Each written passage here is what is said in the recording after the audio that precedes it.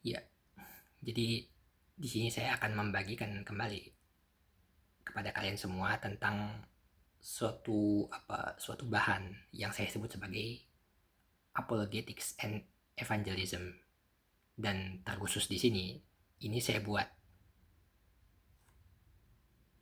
kepada orang-orang yang mendukung Edis TV. Dan terkhususnya kepada Edis TV sendiri. Saya spesial membuat ini dengan maksud hati untuk memberikan pesan kepada Edis TV. Ada pesan dari Edis TV dari saya atas nama Seologet. Dan ini saya pecah-pecahkan menjadi ya kurang lebih 7 bagian. Dan untuk kali di sini saya belum akan mengangkat bagian yang pertama. Tetapi di sini saya memberikan openingnya saja. Dan untuk bagian pertama, saya akan mulai setelah video ini. Nah, baiklah, nggak usah lama-lama, kita akan langsung masuk kepada bagian openingnya.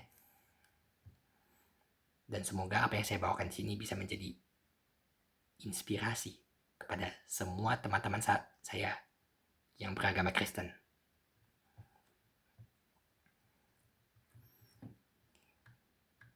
Oke, jadi hari-hari belakangan ya, mungkin saya bisa tambahkan di sini kurang lebih 8 atau 9 bulan yang lalu, itu dunia seperti sedang melihat lingkaran Kristen seperti tampak terpecah. Mereka, ya, ini saya kasih dalam tanda petik mereka mungkin menonton ini dari balik layar dan mentertawakan kita di belakang sana. Karena melihat ini sebagai bahan hiburan bagi mereka. Dan saya sendiri melihat semua yang terjadi, merasakan ketegangan rohani yang memanas, dan menyebut periode salib api ini dengan subtitle ketika salib menjadi merah. Saya melihat ini adalah periode salib api. Ketika masalah penyaliban ini menjadi kontroversi yang begitu panas di mana-mana. Dan saya tidak menyangka hal ini bisa menjadi polemik yang begitu rupa di dalam gelantika kekristenan. Tapi saya tetap percaya segala sesuatu ada dalam kendalinya. Dan tidak ada yang terjadi dari kebetulan. Oke. Itu dulu yang pertama ya. Dan ini kita masuk pada pendahuluan. Kalian ya, kalau kalian mau disukai baik orang, kalian jangan cari kebenaran. Karena kebenaran itu bersifat memihak pada satu sisi dan menampakkan kesalahan pada sisi yang lain. Kebenaran bukan sesuatu yang bersahabat dengan multi pandangan. Yang bersahabat dengan berbagai pandangan, itu namanya OE. Ya. Di sini saya tulis OE, O garis miring O garing E. Ya, whatever, kalian bisa tebak sendiri apa yang saya maksud dengan O garing E di sini ya. Saya tidak akan menyebut merek. Tapi saya kira kalian tahu apa yang saya maksudkan di sini. Saya sendiri mungkin bisa disebut sebagai, saya kasih tanda petik, pengkhianat dari O garing E. Dulu persekutuan O garing E ini hadir menolong saya dari semacam badai keterpurukan yang hebat sekali melanda hidup saya. Mereka menolong saya, mereka hadir, mereka merangkul saya, sehingga saya selamat, tertolong sekali dari keterpurukan yang melanda saya kala waktu itu. Tetapi ironisnya adalah seiring lajunya waktu, saya melihat bahwa O garing E ini tidak terlalu bagus buat saya. Karena kebenaran tidak mungkin berbicara dengan lidah yang bercabang. Sebagai seorang Kristen, saya menganut teologi reform. Nah, reform itu sendiri merupakan gerakan di dalam kekristenan, yang mana ini adalah gerakan berbasis Calvinisme. Lain dengan O-E, yang tadi itu ya. O-E ini lebih seperti suatu pemahaman di dalam Kristen yang bersifat mempersatukan seluruh umat tanpa memandang perbedaan. Nah, inilah OE. Mindsetnya itu seperti ini. Nah, lain dengan O-E, reform adalah doktrin yang mereformasi. Makanya reform ini disebut juga sebagai gerakan reformasi. Arah reformasi ini bukan kepada ajaran baru, melainkan mengembalikan penyimpangan Kristen kepada ajaran Alkitab. That is reformasi. Ada yang bilang, dilihat dari sejarahnya, reform ini paling punya rekam jejak berdarah-darah dan paling banyak diserang. Ada yang bilang seperti ini. Ya, andaikan ini benar, tetapi tidak berarti reform itu sesat. Yesus juga semasa hidupnya banyak ditentang kok. Apakah Yesus itu sesat? Kalau parameternya adalah banyak ditentang, Yesus sendiri banyak ditentang. Nah, apakah Yesus itu sesat? Kalian berani bilang Yesus itu sesat? Nah, skrip saya di sini ini dibuat berdasarkan perjalanan saya di dunia apologetika dan kutipan-kutipan beberapa ahli yang saya sertakan ketika bertemu dengan berbagai paham dari gerakan lain di dalam agama Kristen. Skrip yang saya buat selama ini itu berisikan kumpulan argumentasi, logika, filsafat Kristen, serta ilmu hermeneutika yang secara ringkas berisikan dogmatika teologi biblika. Dan harapannya isi skrip saya ini dapat membawa pembaca sekalian dari ketidakpahaman menuju kepada pengertian yang tunduk kepada kitab suci. Ini harapan saya, teman-teman ya. Ya.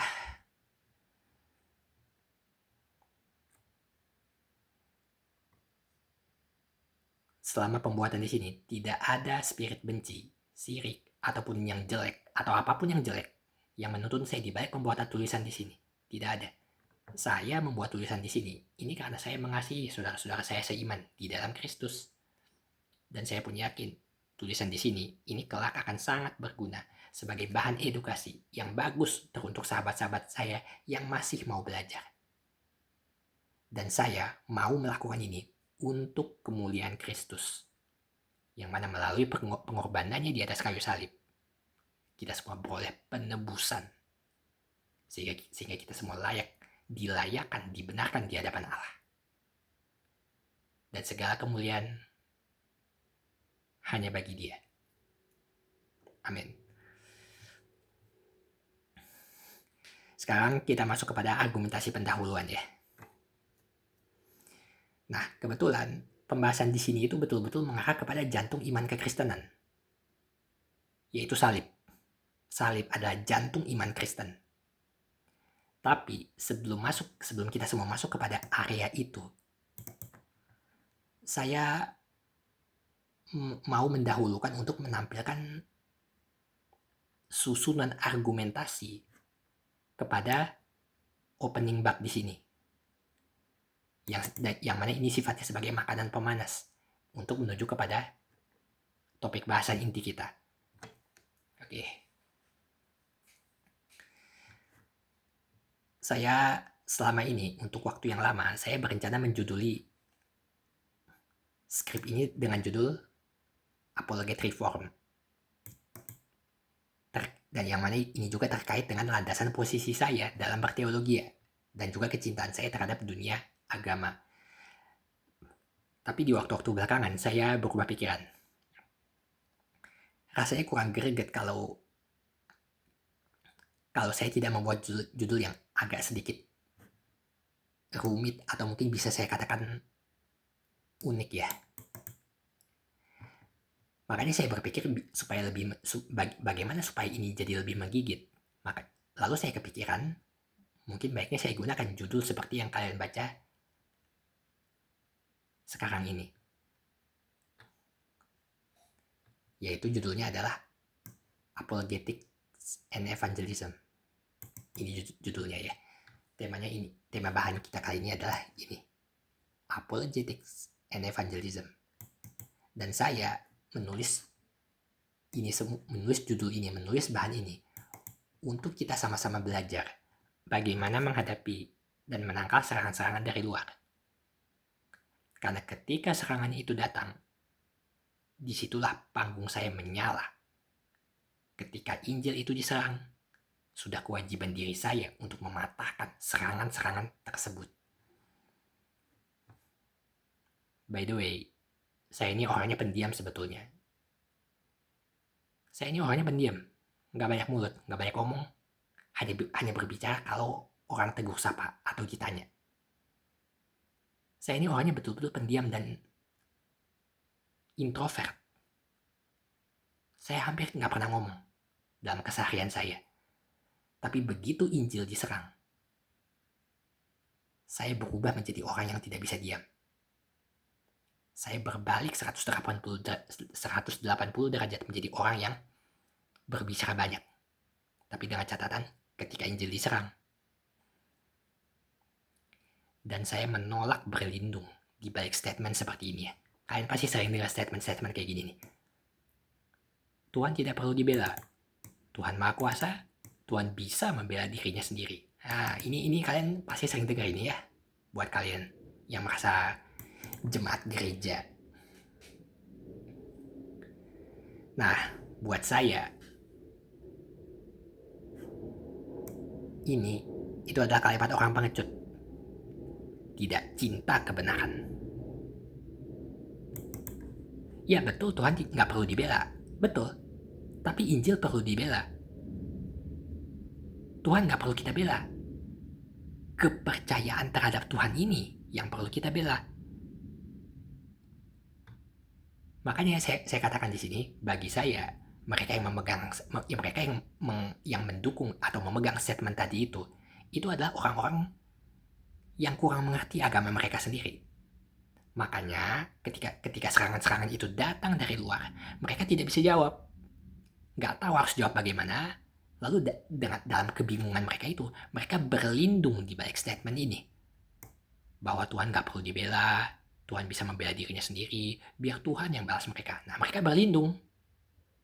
Mereka bersembunyi di balik statement ini. Teman-teman, saya paling tidak mau jadi orang Kristen modelan begitu. Saya ini orang Kristen yang belajar. Saya tidak sekedar percaya. Saya mempelajari apa yang saya percaya. Dan harus diakui, begitu banyak orang Kristen itu tidak mau belajar. Dan orang-orang seperti ini itu luar biasa banyaknya. Ada yang sibuk sama pelayanan gereja, tapi tidak pernah mau belajar. Lalu giliran bikin status hari Minggu, mereka beribadah dengan penuh sukacita. Di dalam status-status mereka itu ya. Biasanya warta gereja mereka itu yang berisikan tata susunan ibadah. Itu mereka foto, lalu update status. Nah, kalian sering kayak gitu? Kegiatan gereja itu mereka foto, lalu update status. Nah, jika mungkin mereka pikir ini adalah bentuk pengkabaran Injil ya, saya katakan, jika mungkin mereka berpikir bahwa ini adalah bentuk pengkabaran Injil, salah. Mereka keliru. Kamu itu cuma pamer kepada teman-temanmu. Kamu memperlihatkan kepada teman-temanmu bahwa kamu beribadah pada hari Minggu. Kamu ingin mereka semua melihat kamu menjalani ibadahmu. Gak lebih, gak kurang. Kalau you merasa apa yang you lakukan itu adalah pengkabaran Injil bagi mereka, you keliru. Kamu tidak pernah menyiarkan berita Injil. Kamu tidak pernah menjalani amanat agung atau perintah tertinggi dari Yesus Kristus.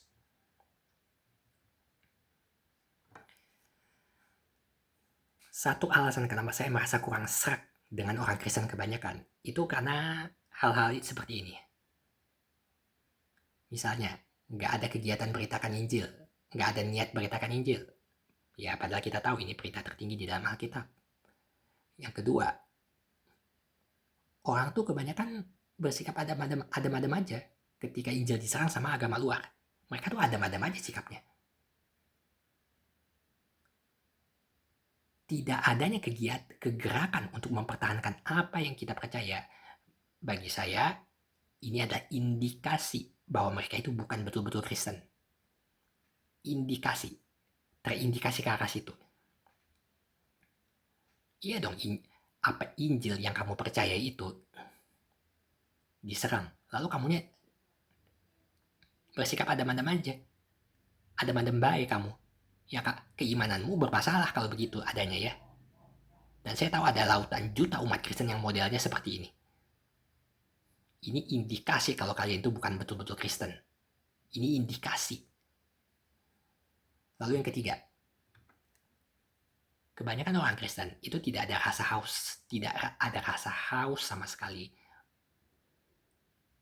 untuk mempelajari kitab suci. Nah, tidak adanya keinginan untuk mempelajari Alkitab, itu saya menganggap itu juga merupakan salah satu buah atau ciri-ciri dari orang yang nggak peduli sama agamanya sendiri. Dan itu berarti orang-orang itu nggak paham agama mereka sendiri. Gitu ya. Jadi mereka itu hanya mengaku percaya di mulut, tapi tidak mengerti apa yang mereka percayai. Tidak, mereka nggak ngerti. Hanya mengaku percaya di mulut aja. Ya saya percaya. Tapi mereka nggak ngerti apa yang mereka percaya itu. Nggak ngerti. Seperti gambarannya seperti ini ya. Kita bisa kasih perbandingan. Seperti orang kalau dia takut sama hantu. Dia takut sama hantu nih. Dia yakin 1000 yakin kalau hantu itu benar-benar menyeramkan. Serem lah ya hantu itu ya. Itu keyakinan dia. Tapi ketika orangnya ditanya, memangnya hantu itu apa? Memangnya hantu itu apa? Bagaimana? Dan seperti apa? Apa ya? Ah, gimana itu? Gak bisa jelasin dia. Bingung sendiri. Nah, kalau gitu, apa dong yang dia percaya itu? Apa yang dia percaya dari hantu? Ya omong kosong dia percaya hantu. Sedangkan dia sendiri nggak tahu yang bagaimana hantu itu. Ngeliat juga kagak pernah. Apa sih yang dia takutin dari hantu? Sedangkan dia nggak tahu hantu itu bagaimana atau seperti apa. Bagaimana yang begitu bisa disebut percaya?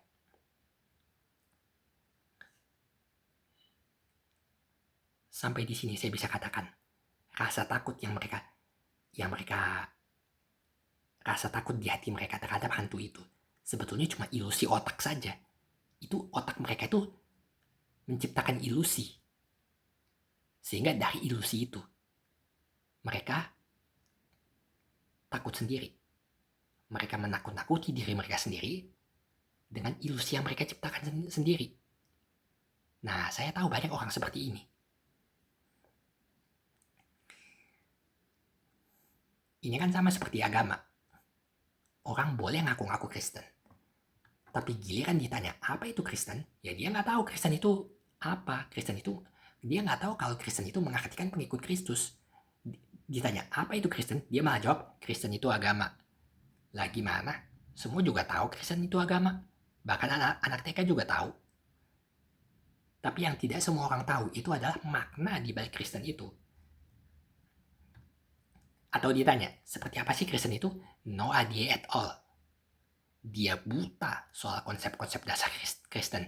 Seperti diantaranya, jaminan keselamatan, penebusan dosa, Allah Tritunggal, selamat bukan karena berbuat baik, sekali selamat tetap selamat, dan sebagainya. Itu kan doktrin-doktrin dasar Kristen. Dia nggak bisa jelasin itu semua. Semua itu dia nggak tahu, buta total, nggak ngerti, bingung dan nggak tahu. Jadi apa yang dia yakini dari keselamatannya? Apa? Sedangkan dia saja tidak tahu seperti apa keselamatan itu dan bagaimana dia diselamatkan. Dia nggak tahu. Dia nggak tahu apa arti keselamatan. Dia nggak tahu esensi keselamatan. Orang-orang seperti ini, mereka boleh mengaku percaya. Tapi sesungguhnya, mereka tidak tahu apa yang mereka percaya. Dia boleh mengaku percaya, tapi dia sesungguhnya, dia tidak tahu dia percaya apa.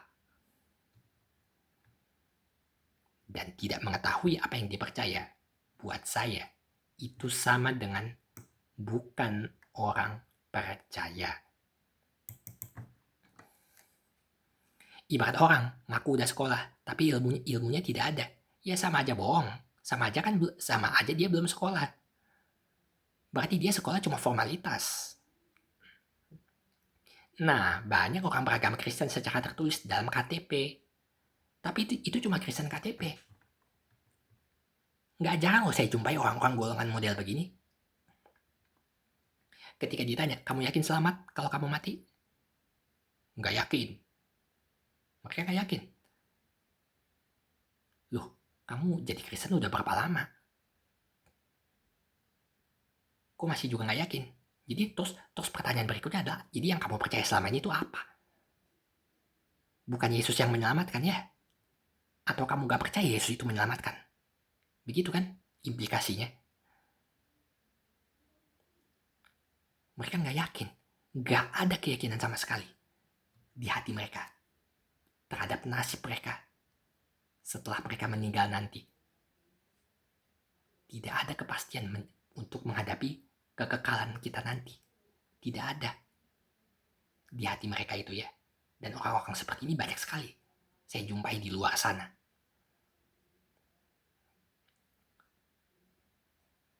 Ada juga yang lain nih, mereka meyakini keselamatannya itu didasarkan kepada perbuatan baiknya. Nah, selamat karena berbuat baik kan? Yang begini mau bilang orang Kristen? Big no. Tidak. Mereka bukan Kristen. Mereka belum Kristen. Lalu terkait poin 2 tadi, poin 2 yang tadi itu kan ini ya, bersikap pada benda maja ketika Injil diserang sama agama luar, tidak. Nah ini, jadi mereka ada aja nih ketika Injil diserang ya. Terkait poin kedua tadi ya, jadi kan mereka itu acuh melihat Injil diserang ya. Itu mereka itu ya biasanya kalau iman mereka diserang, mereka bilangnya begini, udahlah biarkan aja, kasih saja dia. Saya udah bosan dengar omongan mereka seperti ini ya. Nah, benar atau tidaknya respon seperti ini? Itu kita bisa bertanya. Benar atau tidaknya respon seperti ini ya? Itu kita bisa bertanya. Apakah sikap ini didukung oleh kitab suci?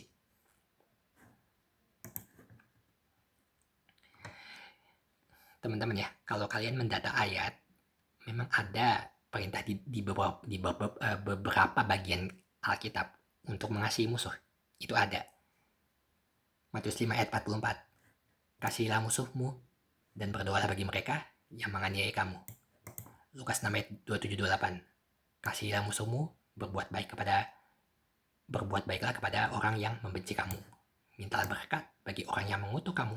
Berdoalah bagi orang yang mencaci kamu. Lukas 6 ayat 35. Kasihilah musuhmu dan berbuatlah baik kepada mereka. Roma 12 ayat 17. Janganlah membalas kejahatan dengan kejahatan. Amsal 24 ayat 17. Jangan bersuka cita kalau musuhmu jatuh. Jangan hatimu beria-ria kalau ia terperosok. Amsal 25 ayat 21-22. Jikalau seterumu lapar, berilah dia makan roti. Dan jikalau ia dahaga, berilah dia minum air. Keluaran 23 ayat 4 ayat 5. Ayat 5-nya ya. Apabila engkau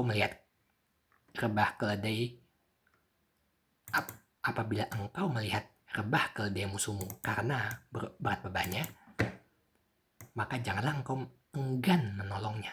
Haruslah engkau rela menolong dia. Amin. Dengan ayat-ayat itu tadi. Amin ya. Ya amin dong.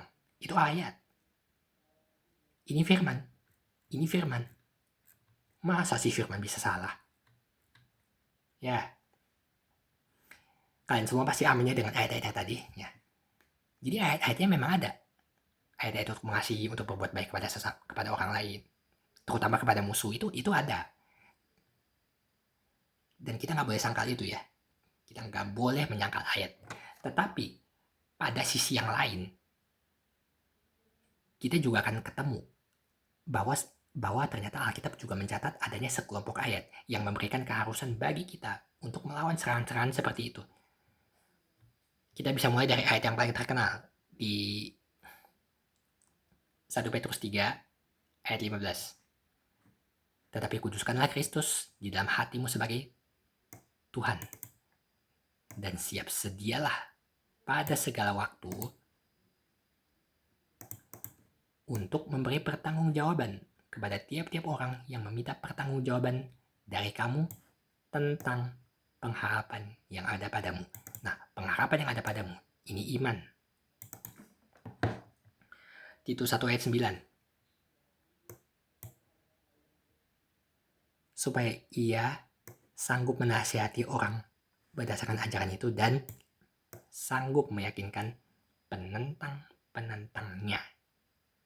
Penentang-penentang apa? Ajaran itu ajaran apa? Ajaran yang sehat di sini. Ini pasti Injil. Ini Injil Kristus. Yudas 1 ayat 3. Di situ ada kata-kata. Supaya kamu tetap berjuang untuk mempertahankan iman yang telah disampaikan kepada orang-orang kudus. Jadi iman harus kamu pertahankan. 2 Korintus 10 ayat 5.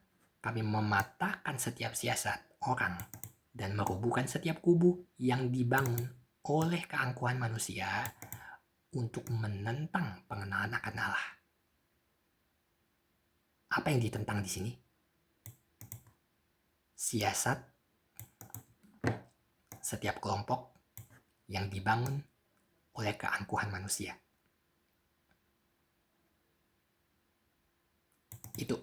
Itu yang dipatahkannya. Jadi apa yang dipatahkan di sini? Setiap siasat manusia. Siasat itu taktik, rencana. Juga yang dipatahkan adalah juga merubuhkan setiap kelompok di sini. Kubu itu kan kelompok ya. Setiap kelompok yang dibangun oleh keangkuhan manusia untuk menentang pengenalan akan Allah. Itu kami patahkan. Dan kami menawan segala pikiran dan menaklukkannya kepada Kristus. Kolose 4 ayat 5 ayat 6. Hiduplah dengan penuh hikmat terhadap orang-orang luar. Pergunakan waktu yang ada. Hendaklah kata-katamu senantiasa penuh kasih. Jangan hambar. Sehingga kamu tahu bagaimana kamu harus memberi jawab kepada setiap orang. Filipi 1 ayat 16. Mereka ini memberitakan Kristus karena kasih. Sebab mereka tahu bahwa aku ada di sini untuk membela Injil. Membela Injil. Injil apa yang dibela di sini?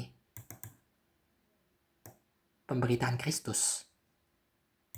Inilah Injil yang mereka bela. Aku ada di sini untuk membela Injil.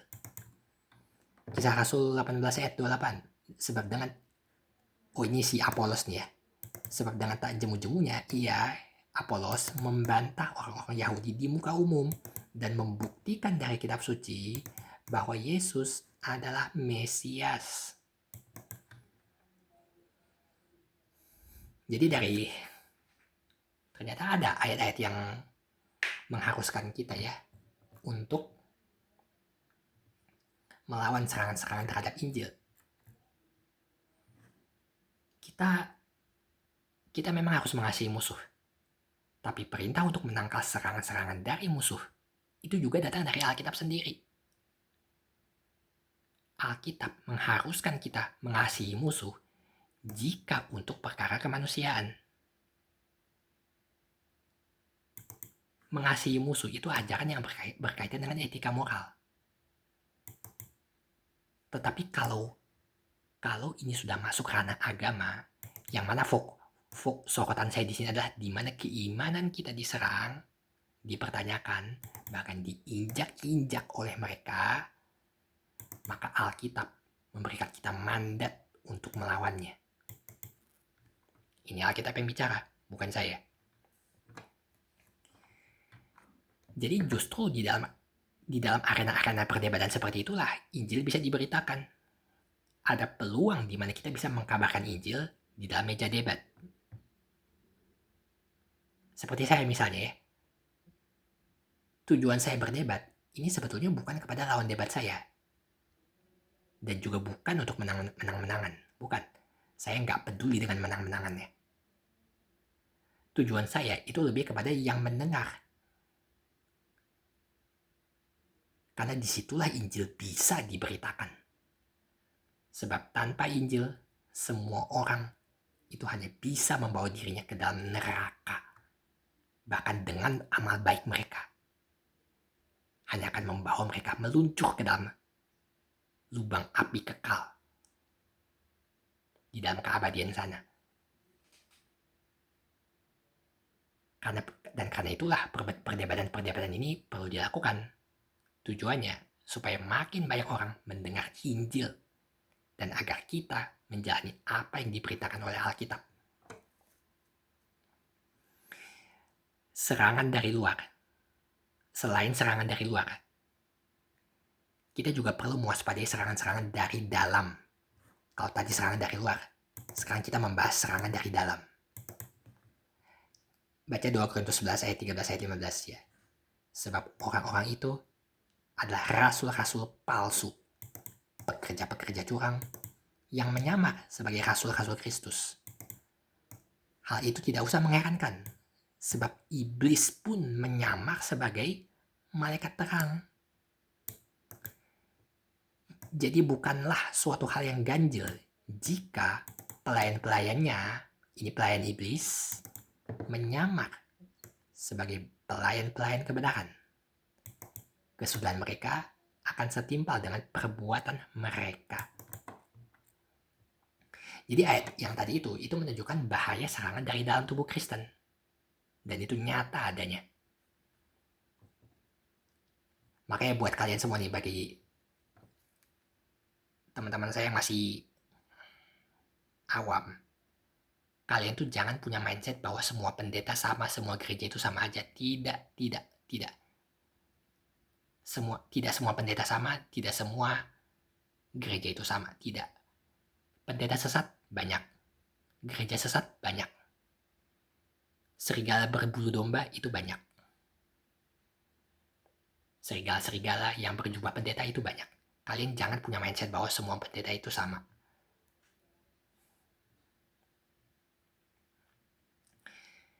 Lihat ya, 1 Yohanes 2 ayat 18 ayat 19 ya.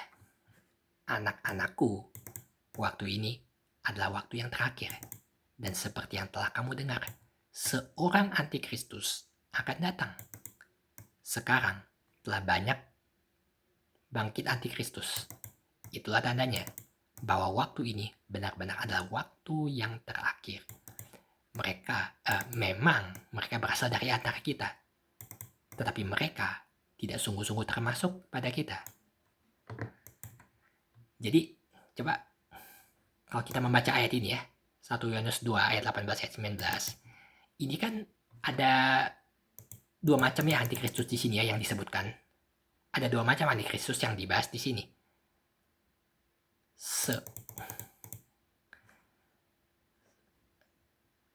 Seorang antikristus akan datang. Berarti belum muncul. Dia belum muncul ini. Ya. Yang belum muncul ini, yang akan datang ini adalah sang antikristus yang nanti muncul di akhir zaman. karena tertulis akan datang. Kalau akan datang, berarti belum datang. Kalau belum datang, berarti dia belum muncul. Ini adalah antikristus, sang antikristus yang nanti akan kita hadapi di akhir zaman nanti. Nah, selain itu, ayat ini juga membahas antikristus kecil-kecilan. Kalau tadi kan seorang antikristus. Kalau tadi seorang antikristus, kan kalau seorang itu berarti satu orang. Tapi kata-kata selanjutnya, sekarang telah bangkit banyak antikristus. Kalau banyak, berarti bukan satu orang ya. Banyak.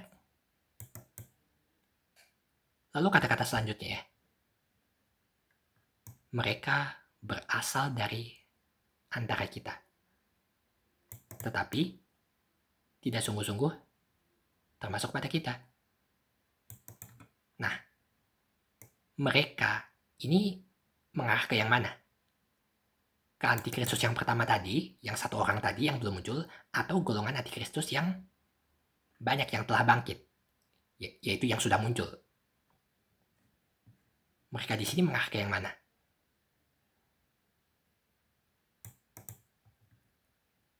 Menurut saya, ini mereka di sini itu mengarah kepada dua-duanya. Karena perhatikan kata-katanya. Mereka berasal dari antara kita, tetapi tidak sungguh-sungguh termasuk pada kita. Jadi ini bukan orang yang lahir-lahir udah non-Kristen. Ini adalah mereka yang tadinya beragama Kristen, tahu-tahu pindah meninggalkan Kristen. Nah, tentu yang lahir sebagai non-Kristen, mereka juga masuk golongan atau kategori antikristus kecil-kecilan. Itu juga termasuk. Tapi menurut yang termaksud dari ayat ini, itu bukan itu. Bukan yang pertama, bukan juga yang kedua. Jadi, seperti halnya para antikristus yang telah bermunculan, sang antikristus itu juga akan muncul dari antara kita. Dan ini pastinya akan sangat jahat sekali. Jauh lebih jahat daripada serangan-serangan dari luar. Serangan dari luar itu cenderung mempersatukan. Tapi serangan dari dalam cenderung memecah belah umat. Bayangkan, andaikan muncul serangan dari agama luar, tentu seadanya orang Kristen akan beraliansi. Orang Kristen dari berbagai denom, aliran, dan gereja akan dengan cepat membentuk aliansi. Tapi ketika serangan itu datang dari dalam, mereka akan saling bertikai satu dengan yang lain. Saling bertikai, bahkan saling sesat menyesatkan. Nah, inilah yang meresahkan. Dalam situasi seperti ini, biasanya akan muncul sekumpulan orang-orang bodoh yang mengklaim diri sebagai golongan putih. Netral, tidak memihak, dan menolak menghakimi. Mereka mungkin berkata begini, oh sesama orang Kristen kita harus bersatu, bukan masalah yang menyesatkan. Ini yang iblis itu inginkan. Mereka bermain di antara kita. Mereka ingin kita pecah. Mereka ingin memecah belah umat. Saya akan terus terang di sini. Saya tidak sepakat dengan pandangan itu, sekalipun nampak benar. Kita memang tidak mungkin 100% sependapat dengan orang lainnya. Itu tidak memungkinkan. Dan perbedaan opini itu wajar. Itu manusiawi. Tetapi adalah salah kalau kita melandasi itu untuk membangun sebuah keharusan bahwa kita mutlak tidak boleh menyatakan apa yang salah. Salah belum tentu sesat, tapi sesat sudah pasti salah. Kita bisa mengesampingkan sejumlah perbedaan-perbedaan minor. Perbedaan pandangan yang tidak menyangkut fondasi iman Kristen, ya yang mana itu adalah perbedaan-perbedaan sekunder. Kita bisa mengesampingkan itu semua. Tapi jika perbedaan itu sudah menyangkut iman Kristen yang fundamental atau perbedaan primer, maka kitab suci melarang kita untuk mengabaikannya. Karena sesat itu adalah salah secara dasari. Makanya kalau untuk urusan keimanan, saya tidak mau berkelompok dengan mereka-mereka yang menyebut dirinya sebagai golongan putih ini. Saya nggak mau.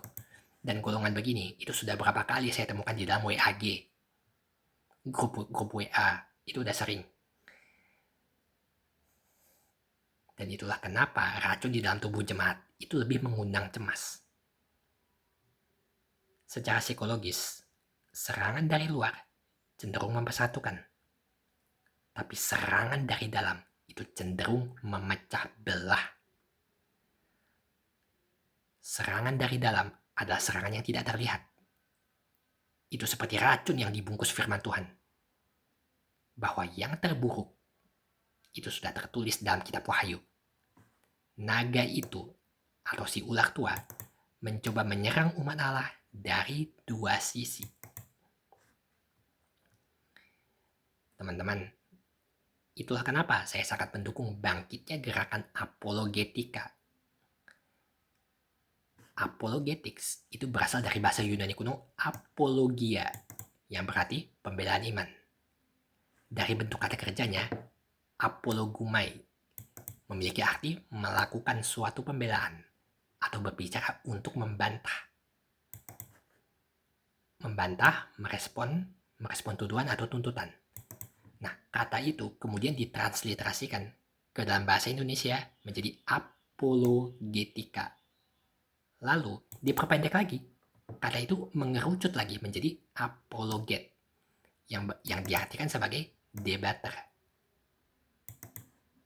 Jadi apologet itu ada dua model. Ada apologet ofensif, ada apologet defensif. Apologet defensif ini bisa dimengerti sebagai debater menyerang. Karena ofensif kan, ofensif menyerang. Ini bisa dimengerti sebagai debater menyerang. Menyerang iman lawan. Dengan apa? Dengan memakai kitab lawan itu sendiri. Tapi bagi mereka, mungkin mereka lebih suka mendefinisikan ini bukan menyerang, tapi menyadarkan. Nah, sedangkan apologet defensif, itu berarti debater bertahan. Mempertahankan iman Kristen, mempertahankan Alkitab Kristen dari serangan-serangan agama luar, maupun serangan dari dalam lingkup Kristen itu sendiri. Itulah apologet defensif. Dan apologet defensif ini mereka adalah orang-orang yang berupaya untuk menangkal serangan-serangan dari luar dan dalam. Itu apologet defensif. Dan melihat sifat-sifat diri saya cenderung sefrekuensi dengan apologet defensif ini ya. Meskipun saya sendiri tidak pernah menyebut diri saya sebagai apologet. Saya tidak pernah melabeli diri saya seorang apologet ya.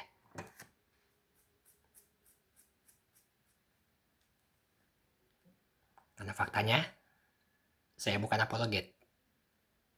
Saya seologet. Amin. Ada sejumlah jago-jago apologet Kristen yang saya kira hebat ya. Hebat sekali dalam kalau saya melihat sepak terjang di dalamnya. Dan saya mau mengkomentari sedikitnya nama-nama dari itu ya. Apologet ofensif dari kalangan Kristen ini memang jago dalam urusan menyerang agama orang dengan menggunakan kitab orang itu sendiri. Tetapi ya jadi mereka ini orang-orang yang jago menyerang. Tetapi pandangan teologi orang-orang ini soal kitab mereka sendiri, saya temukan banyak yang kacau balau. Ya. Ada sedikitnya nama-nama yang saya kira saya perlu komentarin dan saya kira saya perlu memberikan komentar ini ya. Ya, tapi kalian jangan khawatir, saya tidak menghina mereka. Ada Sofiatul Al-Hayat ya. Dia ini Sofiatul Al-Hayat ini kan dia terkenal tak terhentikan ya. Nah, orang yang terkenal tidak terhentikan itu ternyata punya paham bahwa iman saja nggak cukup. harus ditambah perbuatan atau ketaatan, baru bisa selamat sampai ke surga. Ini saya dengar sendiri dari mulut dia sendiri. Dalam sebuah video yang sudah lama, ini saya dengar sendiri. Ya kan? Harus ditambah perbuatan atau ketaatan, baru orangnya bisa selamat sampai ke surga. Ya kan? Jadi sayang sekali, apologet sekali berdia, debater kelas tinggi seperti dia, itu ngajarin begitu. Ini sangat disayangkan teman-teman. Lalu ada yang namanya Fatimah Sakdiah ya. Dia ini dulu golongan radikal, lalu kemudian bertobat, masuk Kristen. Nah, rupanya dia masuknya ini ke Oneness. Oneness itu adalah golongan orang-orang Kristen yang menganggap Yesus itu adalah Bapa. Sama, pribadi yang sama. Nah, saya udah pantau ya dari gayanya, gaya berbicaranya, dari cara dia berapologetika, saya bisa membaca bahwa dia ini sebetulnya orang baik-baik. Hanya sangat disayangkan kalau menurut saya, apologets level dia itu masuknya ke Oneness. Terus ada juga, ini kalian semua pasti tahu ya, Agatha Palermo atau Agatha Apologet ya. Saya nggak jarang melihat dia menyekak lawan dengan kefasihan mulut dia ya. Saya nggak jarang melihat dia membuat lawan jadi terposisi dalam apa yang disebut sebagai skakmat ya. Tapi ya dia memang jago, saya lihat ya. Dalam bersilat lidah itu dia jago, dia lihai sekali. Tapi dia itu punya pandangan bahwa dalam satu kali video ya, dalam sebuah video saya melihat dia itu ngajarin bahwa hukum Taurat itu nggak pernah dihapus. Lah, kok gitu? Kok gitu? Terus juga ya, penjabaran Tritunggal yang dia anut itu juga sebetulnya bukan Tritunggal teman-teman. Itu bukan Tritunggal. Itu mungkin lebih mendekati apa yang disebut sebagai monarkianisme. Lebih mendekati.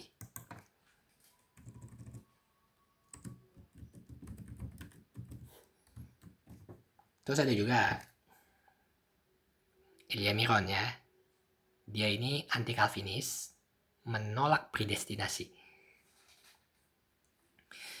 Dia, kalau saya lihat di dalam beberapa ceramahnya, itu saya mencium ada bau-bau O garing E di dalam dirinya ya. Dan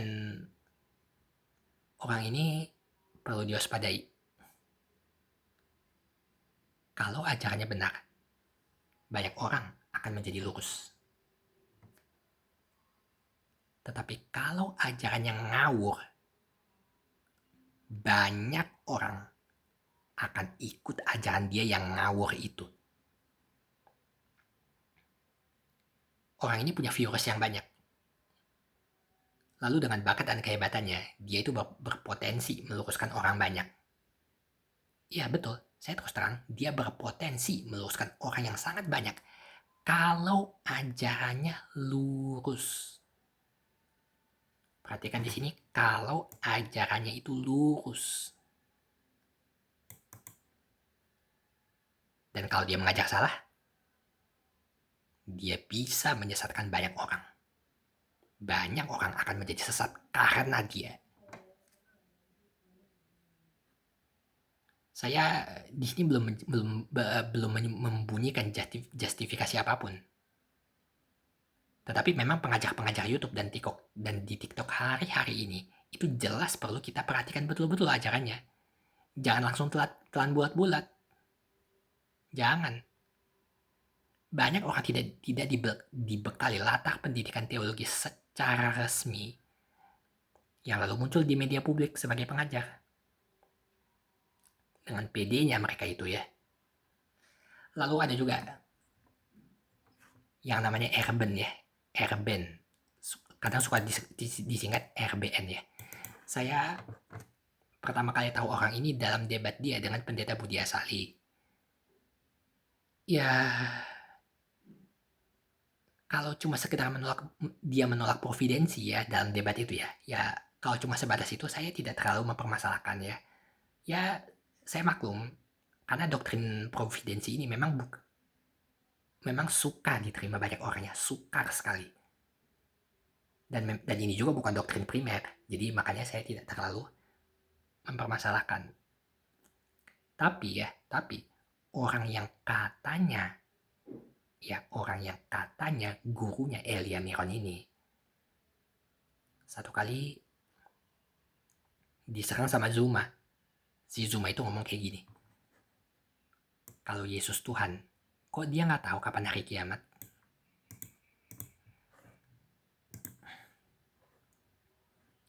Ditanya gini sama Zuma, kalau Yesus itu Tuhan, kenapa dia nggak tahu kapan hari kiamat? Lalu si Erben jawabnya gampang. Dia jawabnya gini, karena Allah tidak memberitahu dia. Guys, can you believe that? Ditanya begini, Erben jawabnya, karena Allah tidak memberitahu dia. Karena Allah tidak memberitahu Yesus. Lah, ini salah itu jawaban begitu ya, salah. Bukan begitu cara jawabnya. Kamu ditanya seperti ini, kamu diberikan pertanyaan seperti ini, bukan begini jawabnya. Salah dia memberikan jawaban begitu ya. Terus pernah juga si Erben ini dalam suatu perdebatan itu diserang seperti ini. Ini kalau nggak salah masih video yang sama deh dengan yang ketika dia ditanya seperti ini ya, kalau saya tidak salah ya. Tapi saya udah nggak simpen itu videonya. Jadi untuk mencari video itu rasanya sukar sekali. Hampir tidak memungkinkan. Jadi si Erben itu pernah juga diserang begini. Siapa bilang Yesus nggak punya dosa? Perempuan Kanaan aja dikatain anjing sama Yesus. Diserang begitu si Erben ini. Nah, kalian tahu reaksinya Erben gimana? Serangan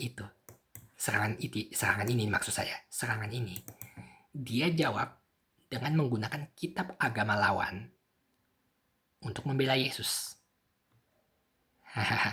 Jadi karena kitab lawan tidak ada membuktikan Yesus yang ada di kitabnya itu punya dosa, itu dia jadikan sebagai dalil untuk membela Yesus. Lalu si Erben ini lanjut berkata dengan gaya argumentasinya, kamu menyebut Yesus berdosa, sebetulnya kamu sedang menyerang akidahmu sendiri. Di sini teman-teman, menurut saya ini ngaco. Ngaconya kenapa? Ya karena gini loh ya. Saya tahu kalian mungkin sebagian dari kalian yang mendengar ini ada yang mendukung si Erben itu ya. Tapi kalau memang dia ngaco, saya akan terus terang dia ngaco pada bagian ini ya. Kalau mungkin pada bagian yang lain, bagaimana cara dia menjelaskan itu dia mungkin bagus dan cukup canggih. Tapi kalau dia mengatakan hal seperti ini, mengkumandangkan argumentasi seperti ini, menurut saya ini ngaco. Karena gini, dari posisinya Erben yang tidak percaya dan menolak mengakui kitab agama orang sebagai kebenaran, lantas bagaimana ceritanya itu dia memakai kitab orang itu sebagai senjata untuk membela Yesus? Bagaimana ceritanya? Harusnya tidak bisa begitu. Tidak bisa begitu ya harusnya. Kenapa harus menggunakan sumber yang tidak benar untuk membenarkan sesuatu? Kenapa? Bukan begitu cara jawabnya. Jadi kalau kamu diberikan pertanyaan seperti ini oleh kalangan sebelah itu, bukan begitu cara jawabnya. Bukan. Jadi gini loh. Apakah kamu mau Yesus ini, Yesus yang kita percaya, Yesus yang kita yakini sebagai kebenaran mutlak, itu malah dibela dari ketidakbenaran? Kamu mau begitu? Kalau saya sih nggak mau. Yesus dibela dari sumber yang dia sendiri nggak percaya. Begitukah caranya? Ini justru menunjukkan falasi.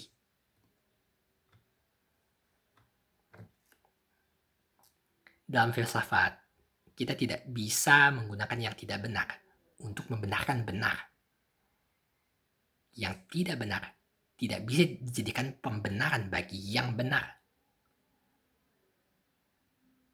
Kalau mau dipaksa begitu, maka sebab akibat logis yang gak bisa kamu tolak itu adalah yang benar akan terlihat tidak benar.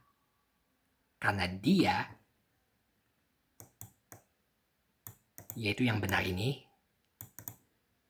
dibela oleh ketidakbenaran. Benar tidak bisa menjadi tidak benar karena dibela yang tidak benar. Benar tidak bisa menjadi salah karena dibela yang salah. Benar akan menjadi benar yang tetap benar. Benar akan selalu benar. Kebenaran tidak bisa berkompromi dengan ketidakbenaran. Ketidakbenaran tidak berharmoni dengan kebenaran. Yang tidak benar tidak bisa membela yang benar. Karena dia tidak benar. Bagaimana mau membela yang benar sedangkan dia sendiri tidak benar? Nah, dengan susunan pemikiran berdasarkan pengertian-pengertian seperti ini, maka semua ini akan jatuh kepada pertanyaan inti. Apakah bisa Tuhan Yesus dibela oleh kitab yang bukan Injil?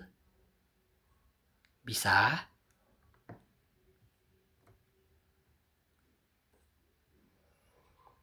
Menurut saya, si Erben ini blunder di sini. Dia blunder.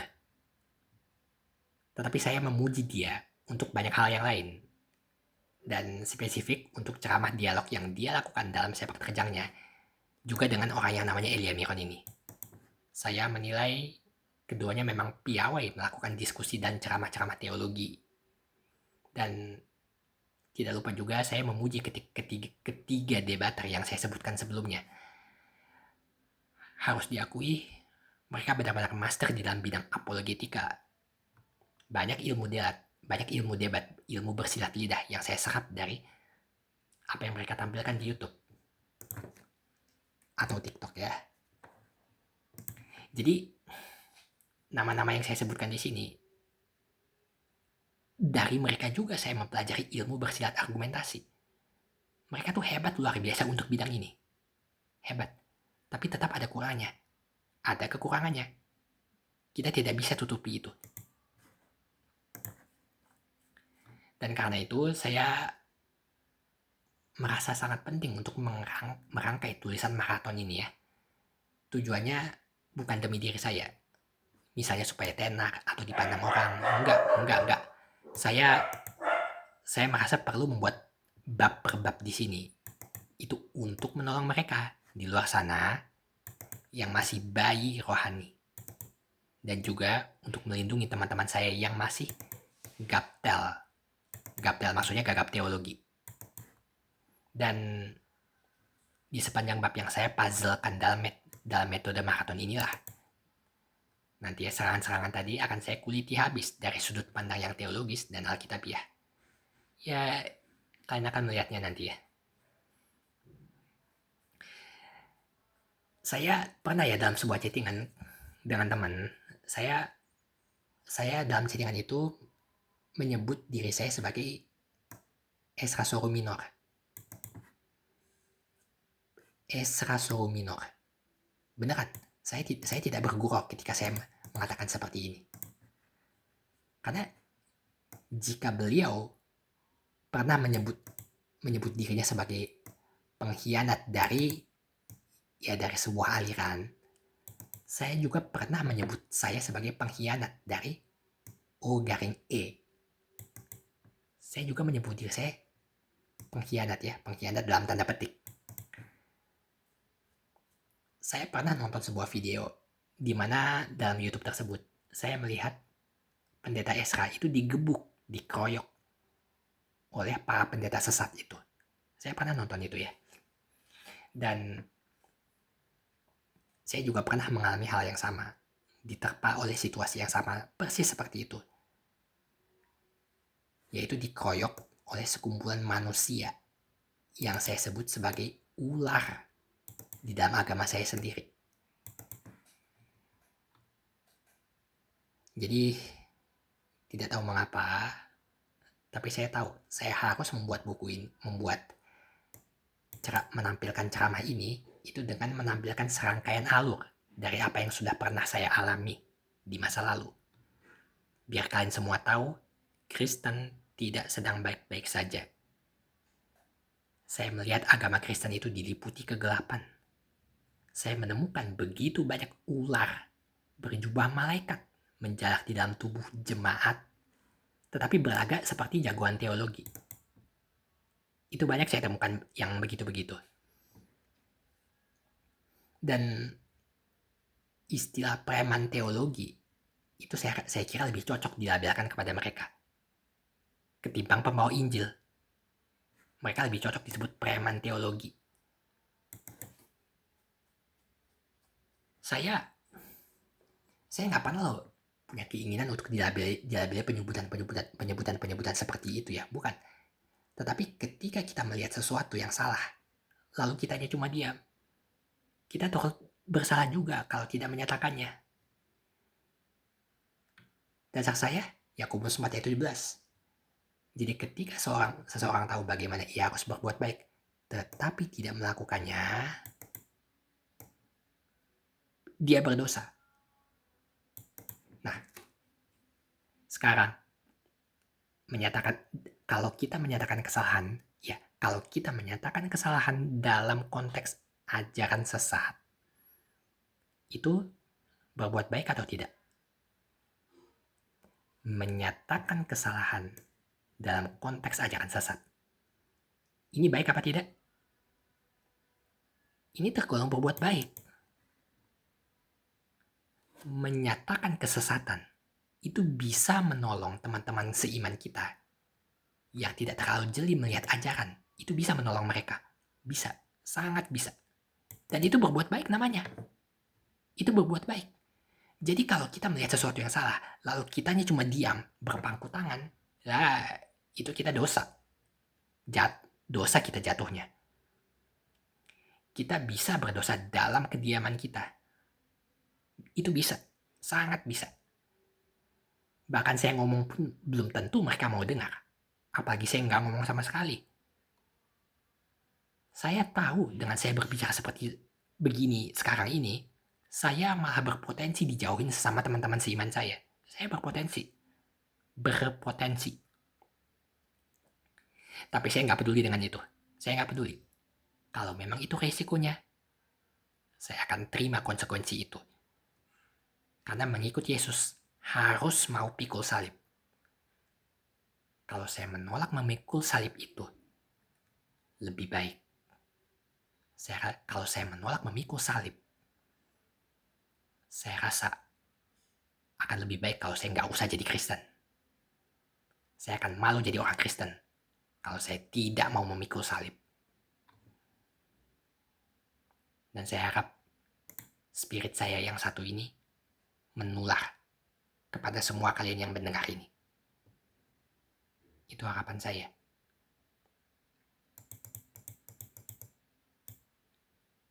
Dalam anime, Uzumaki Naruto itu pernah bilang begini, inilah jalan ninjaku.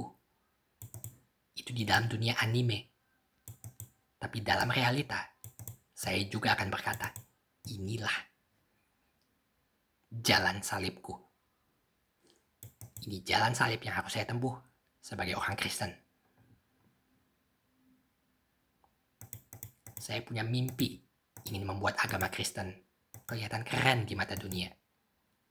Saya punya mimpi ingin memperlihatkan kepada masyarakat yang luas betapa agama Kristen itu begitu keren.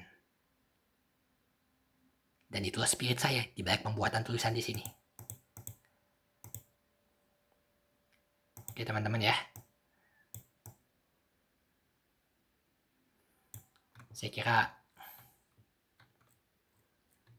apa yang saya sampaikan, apa yang saya bagikan cukup sampai di sini dulu. Untuk yang selanjutnya, kita akan masuk kepada bagian pertama dari pesan yang saya buat kepada Edis TV. Baiklah, Tuhan memberkati saudara sekalian. Shalom.